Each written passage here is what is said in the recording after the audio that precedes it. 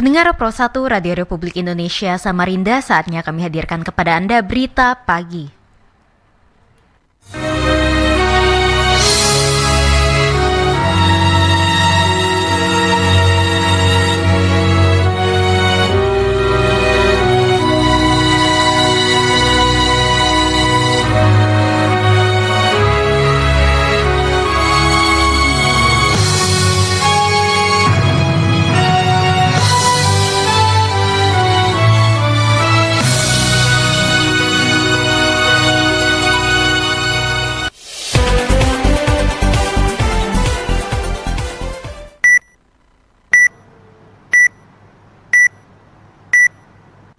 Pukul 7 waktu Indonesia Tengah. Berita pagi.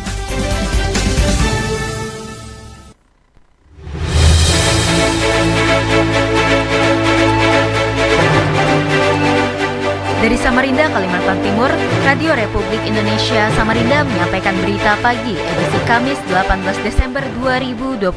Ada dua tantangan yang memang kita siapkan untuk persiapan kita menghadapi tahun 2026. Masyarakat mulai terbuka, masyarakat mulai mengerti stunting.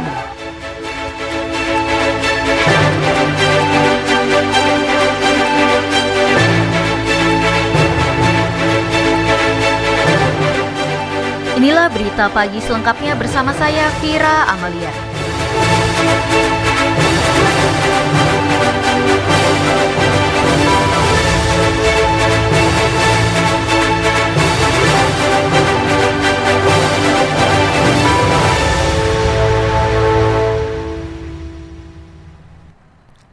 Rapat koordinasi lintas sektoral terkait pengamanan Natal dan Tahun Baru 2025-2026 di Kalimantan Timur melibatkan 3.121 personil TNI Polri beserta stakeholder. Kita simak laporannya.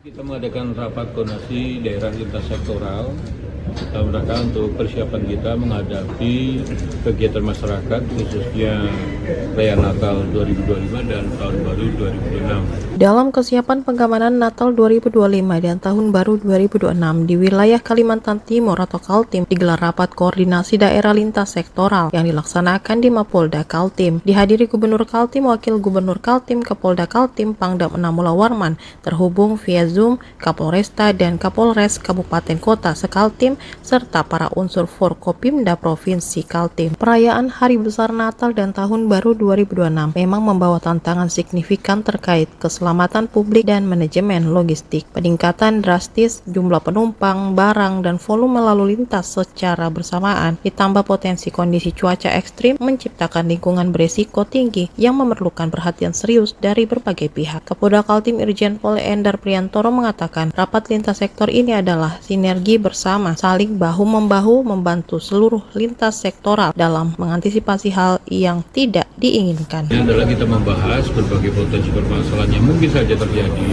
dan kita bersama untuk saling bahu-membahu, saling membantu seluruh lintas sektoral, stakeholder yang ada di sini dalam rangka mengantisipasi hal-hal yang tidak kita inginkan. Fokus untuk kegiatan tahun ini ada dua tantangan yang memang kita harus siapkan betul. Yang pertama adalah meningkatnya aktivitas masyarakat tentunya. Yang kedua yang tidak kalah penting adalah bagaimana kita saat ini menghadapi tantangan cuaca ekstrim. Cuaca ekstrim yang di BMKG bahwa periode akhir Desember sampai dengan awal Januari kita dihadapkan dengan cuaca yang signifikan berubah. Melalui data Biro Ops Polda Kaltim untuk pelibatan personil di Operasi Lilin 2025 sebanyak 3.121 dari personil gabungan yang terdiri dari Polri 1.685 personil, TNI 238 personil, instansi 1.195 personil gabungan meliputi diantaranya Basarnas, Orari, Dokes, Pramuka, PMI, Damkar, Jasara Harja, Satpol PP, Dinas Perhubungan, dan lainnya. Sementara itu Gubernur Kaltim Rudi Masud dalam sambutannya mengatakan akan ada peningkatan aktivitas masyarakat yang tinggi selama Natal 2025 dan Tahun Baru 2026 karena dipengaruhi beberapa faktor. Antara lain adalah dinamika sosial masyarakat, kondisi ekonomi yang relatif stabil, meningkatnya promosi sektor pariwisata, kebijakan libur nasional cuti bersama bahwa implikasi langsung terhadap sektor transportasi baik darat, laut, udara maupun penyeberangan. Di tempat yang sama, Pangdam 6 Mula Warman Majen TNI Krido Pramono pun menyampaikan komitmennya untuk penanganan situasi pengamanan Natal 2025 dan Tahun Baru 2026 dalam menciptakan keamanan dan ketertiban yang kondusif. Kodam 6 Mula Warman telah menyiapkan kekuatan personil, itu satuan tempur, satuan bantu, barmin, ataupun satuan wilayah. Ada 7 satuan tempur, kemudian ada 8 satuan. TNI telah menyiapkan beberapa alat utama sistem senjata atau alutsista. Pangdam 6 Mula Warman menegaskan Kodam 6 Mula Warman siap mendukung dalam rangka pengamanan Natal dan Tahun Baru 2025-2026 di wilayah Kalimantan Timur. RRI Samarinda, Afnedi Guntur melaporkan dari Kota Balikpapan. Pemerintah Kota Samarinda memperkuat pencegahan stunting melalui gerakan orang tua asuh dan penyaluran bantuan mitra kerja. Berikut laporan selengkapnya. Upaya percepatan penanganan stunting terus dilakukan pemerintah Kota Samarinda melalui gerakan orang tua asuh cegah stunting dan penyerahan bantuan mitra kerja DPPKB Kota Samarinda.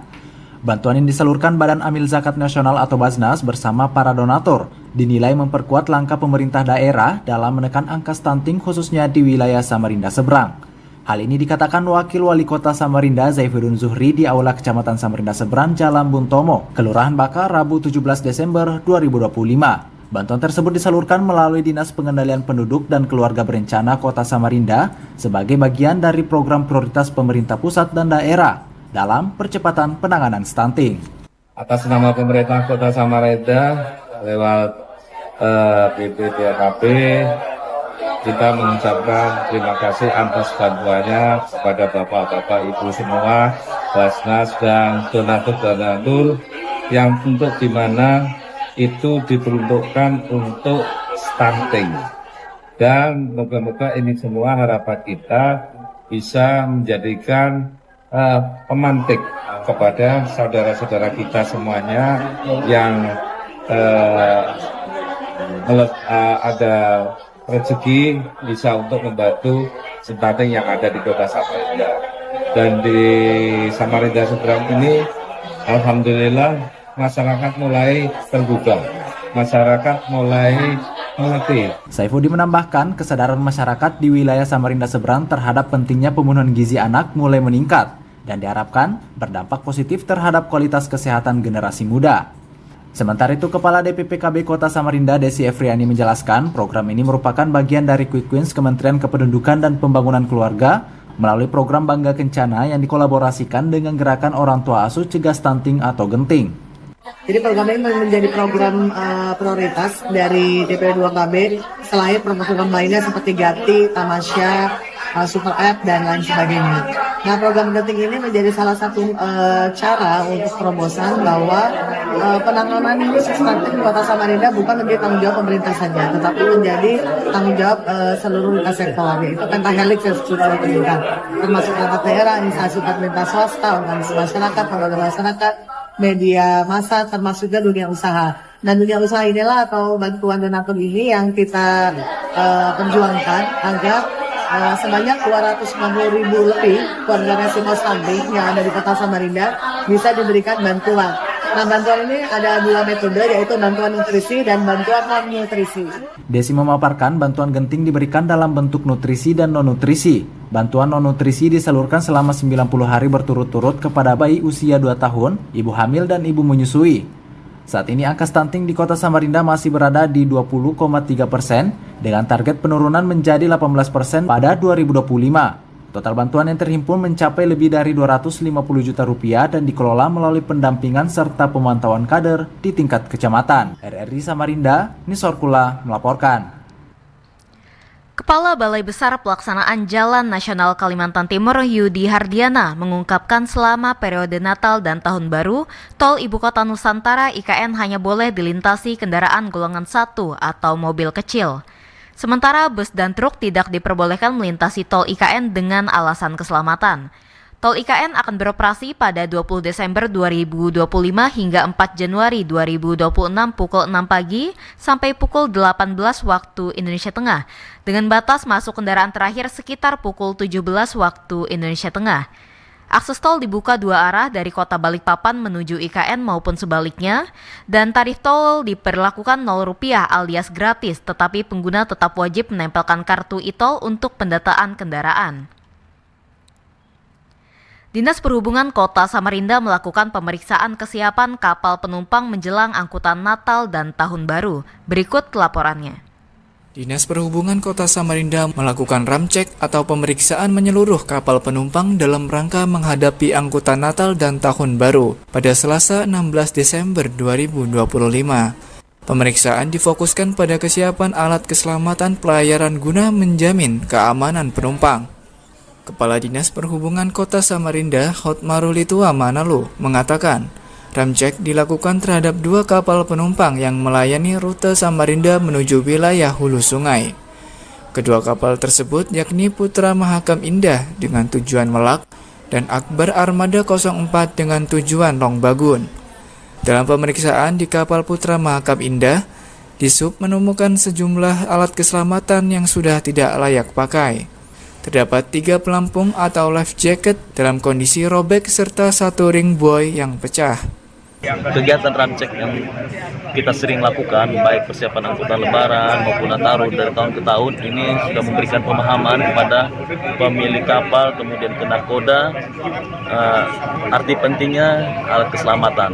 Karena merupakan bagian ketika masyarakat dan kapal berlayar. Sekali lagi, tagline-nya adalah keselamatan di jalan, keselamatan pelayaran itu merupakan tanggung jawab kita bersama, bukan tanggung jawabnya operator saja atau nakoda, bukan tanggung jawabnya pemilik, bukan tanggung jawabnya pemerintah juga, tetapi juga dari tanggung jawab masyarakat. Tadi saya sampaikan juga kepada masyarakat, bila mana di atas tempat tidurnya tidak ada life jacket, ya mereka berhak meminta kepada operatornya atau nakodanya. Manalo menyebut secara kuantitas dan kualitas alat keselamatan yang masih cukup sesuai jumlah penumpang dan tempat duduk. Sementara itu, pada kapal Akbar Armada 04, alat keselamatan dinilai lengkap dan layak pakai. Meski demikian, Disub masih menemukan life jacket lama yang disimpan dalam karung dan sudah tidak sesuai standar, sehingga langsung diturunkan. Disub menegaskan kegiatan ramcek ini rutin dilakukan setiap tahun, baik saat angkutan lebaran maupun Natal dan Tahun Baru. Melalui pemeriksaan ini, Disub berharap kesadaran operator kapal dan awak kapal terhadap pentingnya keselamatan pelayaran terus meningkat. Ada di Samarinda, Zulfikar Ali melaporkan. Jelang libur Natal dan Tahun Baru, kepolisian melakukan pengecekan lalu lintas dan keselamatan di jalur Jalan Nasional Kecamatan Kelai Berau yang selalu ramai dilalui saat libur akhir tahun. Kita simak laporannya. Dalam rangka memastikan situasi keamanan dan keselamatan lalu lintas di Jalan Nasional, di Kalimantan Timur, pihak kepolisian tiap sektor wajib melakukan pengecekan dan antisipasi kecelakaan di titik-titik rawan, terutama di wilayah pedalaman yang menjadi jalur lintas Kabupaten Berau. Kegiatan itu merupakan upaya meminimalisir tingkat kecelakaan jelang perayaan Natal 2025 dan Tahun Baru 2026, salah satunya di wilayah Kecamatan Kelai, Kabupaten Berau. Kapolsek Kelai, Sukidin menyebut, upaya pengamanan dan keselamatan lalu lintas jelang Nataru 2026 telah dimulai sejak pekan lalu bersama Forkopimcam Kelai. Pihaknya memastikan kesiapan lalu lintas di jalur Kelai sudah terukur terutama pada puncak libur nasional pada tanggal 22 Desember mendatang. Gabungan akan kita laksanakan di tanggal 20 sore, tanggal 19 sore kita laksanakan gabungan untuk Forkopimcam. Kemudian habis itu kita langsung melaksanakan pengecekan tempat-tempat ibadah yang sedang melaksanakan kegiatan.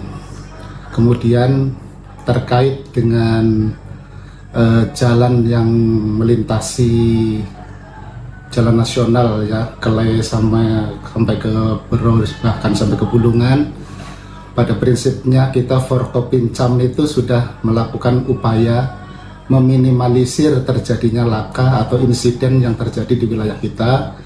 Dengan pada hari Kamis kemarin kita melaksanakan rapat memanggil pihak-pihak terkait, terutama perusahaan yang ada di wilayah, untuk upaya penimbunan dengan situ guna meminimalisir terjadinya laka maupun kecelakaan, terutama yang ada di titik-titik rawan kecelakaan. Melalui langkah-langkah pengamanan kesiapan dan keselamatan yang terencana dan terpadu, diharapkan perayaan Natal dan Tahun Baru di wilayah Berau dapat berlangsung dengan aman dan tertib. RRI Samarinda, Yovanda melaporkan. Anda masih mendengarkan program 1 Radio Republik Indonesia Samarinda. Dinas Kesehatan Kalimantan Timur mengingatkan masyarakat untuk mewaspadai peningkatan infeksi di tengah musim hujan dan pancaroba yang rentan menyerang anak-anak. Kita simak laporannya. Dinas Kesehatan Provinsi Kalimantan Timur mewaspadai potensi peningkatan penyakit infeksi seiring masuknya musim hujan yang disertai cuaca pancaroba. Kondisi hujan dan panas yang bergantian dinilai memicu munculnya sejumlah penyakit menular, termasuk yang berpotensi menjadi kejadian luar biasa atau KLB. Kepala Dinas Kesehatan Kalimantan Timur, Jaya Muailimin, mengatakan penyakit infeksi yang menjadi perhatian antara lain campak, pertusis, hingga difteri. Meski demikian, ia memastikan kondisi tersebut masih terkendali berkat cakupan imunisasi yang cukup baik di Kaltim. Menurutnya, Dinkes Kaltim secara rutin melakukan pemantauan dengan pemeriksaan sampel setiap pekan terhadap pasien yang masuk kriteria penyakit yang dapat dicegah dengan imunisasi atau PD3I. Pemeriksaan dilakukan untuk memastikan penyebaran penyakit tetap terkontrol. Rata-rata yang positif ini yang tidak punya riwayat vaksinasi. Ya. Memang terlihat seperti itu. Kalaupun ada yang ada riwayat, gejalanya ringan. Mungkin hanya batuk pilek saja ya. Tapi kalau yang tidak punya riwayat itu gejalanya agak berat. Tapi ini bisa ditangani ya. Karena itu, Jaya mengimbau orang tua yang memiliki balita dan anak-anak agar pergi ke puskesmas, fasilitas kesehatan terdekat, atau posyandu untuk mendapatkan vaksinasi dasar lengkap. Menurutnya, imunisasi menjadi langkah paling efektif untuk mencegah penyakit menular, terutama di tengah kondisi cuaca yang tidak menentu. RRI Samarinda, Seladeva melaporkan. Kantor Wilayah Direktorat Jenderal Pajak Kalimantan Timur dan Utara melimpahkan 2 orang tersangka tindak pidana perpajakan ke Kejaksaan Negeri Balikpapan untuk penegakan hukum. Kedua tersangka tersebut terancam pidana dan denda sesuai peraturan perpajakan. Kepala Bidang Penyuluhan Pelayanan dan Hubungan Masyarakat DJP Kaltimtara Teddy Herianto mengatakan negara diduga mengalami kerugian sekitar 452 juta rupiah akibat perbuatan tersangka berinisial GN dan TP. Keduanya diketahui menjabat sebagai Direktur Utama dan Komisaris PT APPN yang terbukti melanggar pidana perpajakan. Modus yang dilakukan adalah tidak menyampaikan surat pemberitahuan SPT masa pajak PPN atau menyampaikan dengan isi yang tidak benar. Tindak pidana ini terjadi mulai Januari 2019 hingga Desember 2020. Upaya pengendalian inflasi daerah terus dilakukan pemerintah Provinsi Kalimantan Timur, salah satunya melalui rencana pembentukan pusat distribusi yang berfungsi sebagai toko penyeimbang harga pasar. Kita simak laporannya. Pemerintah Provinsi Kalimantan Timur berencana membentuk pusat distribusi yang berfungsi sebagai toko penyeimbang di sejumlah kabupaten dan kota. Langkah ini dilakukan sebagai upaya menstabilkan harga pasar, khususnya saat terjadi lonjakan harga kebutuhan pokok. Hal tersebut disampaikan analisis perdagangan ahli pertama Dinas Perindustrian, Perdagangan, Koperasi, dan UKM DPPK UKM Kalimantan Timur, Muhammad Rifki Januar. Pada RRI dijelaskannya pusat distribusi ini akan menjadi instrumen intervensi pemerintah dalam menjaga keterjangkauan harga bagi masyarakat. Menurutnya, pembentukan pusat distribusi akan ditempatkan secara strategis di beberapa kabupaten dan kota di Kalimantan Timur, sehingga distribusi barang dapat berjalan lebih efisien dan merata. Selain itu, keberadaan pusat distribusi diharapkan mampu memotong rantai distribusi yang terlalu panjang, yang selama ini menjadi salah satu penyebab tingginya harga di tingkat konsumen. Kami juga lagi mendorong untuk kabupaten kota membentuk toko penyeimbang ataupun hub yang akan menjadi hub untuk pusat distribusi.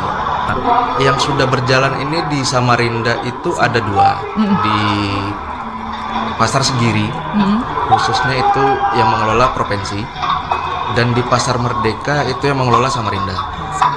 Di Balikpapan juga sudah berdiri di Pasar Pandansari kalau tidak salah. di Kabupaten Penajam Pasir Utara juga sudah berdiri di Pasar Induk. Jadi dan terakhir di Kabupaten Berau juga didirikan di Pasar Induk Haji Dilayas. Ditambahkannya, kebijakan ini juga sejalan dengan upaya pengendalian inflasi daerah serta menjaga daya beli masyarakat, terutama menjelang hari besar keagamaan atau saat terjadi gangguan pasokan. Meskipun sangat berat bagi kabupaten kota untuk melaksanakannya, namun dengan adanya pusat distribusi sebagai toko penyeimbang, stabilitas harga di pasar dapat terjaga dan kebutuhan pokok masyarakat tetap terpenuhi dengan harga yang wajar. RRI Samarinda, Deni Kartikasari melaporkan. Pemerintah Kabupaten Mahakam Ulu menggelar misa syukur dalam rangka Hari Ulang Tahun Mahulu ke-12 di Gereja Santo Bonifasius Ujoh Bilang. Kita simak laporannya. Pemerintah daerah Kabupaten Mahakam Ulu menggelar misa syukur dalam rangka memperingati Hari Ulang Tahun Mahulu yang ke-12. Kegiatan keagamaan tersebut dilaksanakan di Gereja Santo Bonifasius Ujoh Bilang sebagai bentuk ungkapan rasa syukur atas perjalanan dan capaian pembangunan daerah. Misa syukur berlangsung hikmat dan dihadiri oleh Bupati Mahakam Ulu Angela Idang Belawan, unsur forum koordinasi pimpinan daerah, pimpinan organisasi perangkat daerah, tokoh agama, serta umat Nasrani setempat. Kehadiran berbagai elemen ini mencerminkan semangat kebersamaan dalam momentum peringatan hari jadi kawasan perbatasan. Bupati Mahakam Ulu Angela Idang Belawan menegaskan pentingnya sinergitas yang kuat antara pemerintah daerah dan masyarakat. Menurutnya, kolaborasi yang berkelanjutan menjadi kunci utama dalam mendorong percepatan pembangunan, khususnya di wilayah perbatasan. Angela menyampaikan bahwa Mahakam Ulu memiliki tantangan geografis dan keterbatasan infrastruktur yang memerlukan kerjasama dari seluruh pemangku kepentingan. Dengan persatuan dan komitmen yang kuat, pemerintah optimis Mahakam Ulu dapat berkembang lebih maju dan sejajar dengan daerah lain di Kalimantan Timur. Saya berharap Mahakam Ulu terus berkembang perekonomian, masyarakat Mahakam Ulu sejahtera, itu yang paling utama buat saya. Dan lalu semoga infrastruktur kita jalan akan cepat terkoneksi, dan doakan saya dan seluruh jajaran bisa menembus ke pusat sehingga dari Jalan Ujoh Bilang ke Longapari akan kita kerjakan secepat mungkin. Karena saya ingin masyarakat Mahakam Ulu tidak hanya di daerah Ilir tapi daerah Ulu juga sama, harus sejahtera, harus maju bersama. Selamat Hari Ulang Tahun untuk Mahakam Ulu tercinta. Semoga kita semua disertai dengan kebahagiaan dan dibimbing oleh Tuhan Yang Maha Esa dan menjadi orang-orang yang berguna bagi sekeliling kita. Diimbau kepada seluruh lapisan masyarakat untuk terus menjaga kerukunan, toleransi antar umat beragama, serta mendukung program pembangunan yang dijalankan pemerintah daerah. Kebersamaan tersebut dinilai sejalan dengan semangat misa syukur yang menjadi bagian dari refleksi perjalanan daerah selama 12 tahun. Misa syukur ini tidak hanya menjadi kegiatan seremonial keagamaan, tetapi juga momentum mempererat hubungan antara pemerintah dan masyarakat. Doa bersama dipanjatkan agar Mahakam Ulu senantiasa diberikan keberkahan, kedamaian, serta kemajuan di berbagai sektor pembangunan. Peringatan HUT Mahakam Ulu yang ke-12 melalui misa syukur diharapkan dapat memperkuat semangat optimisme dan persatuan seluruh elemen masyarakat. Pemerintah daerah berkomitmen untuk terus melanjutkan pembangunan yang inklusif dan berkeadilan demi kesejahteraan masyarakat Mahakam Ulu. RRI Longbagun, Muhammad Imran, melaporkan.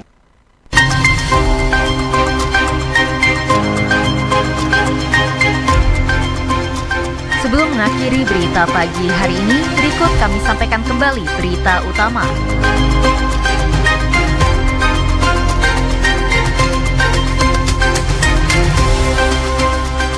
Rapat koordinasi lintas sektoral terkait pengamanan Natal dan Tahun Baru 2025-2026 di Kalimantan Timur melibatkan 3.121 personil TNI Polri beserta stakeholder.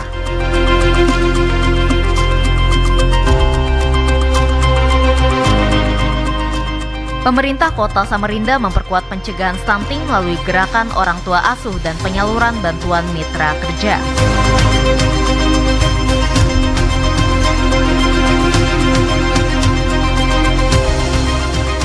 Demikian berita pagi hari ini. Mewakili seluruh kerabat kerja yang bertugas, saya Vira Amalia mengucapkan terima kasih atas perhatian Anda. Selamat pagi dan sampai jumpa.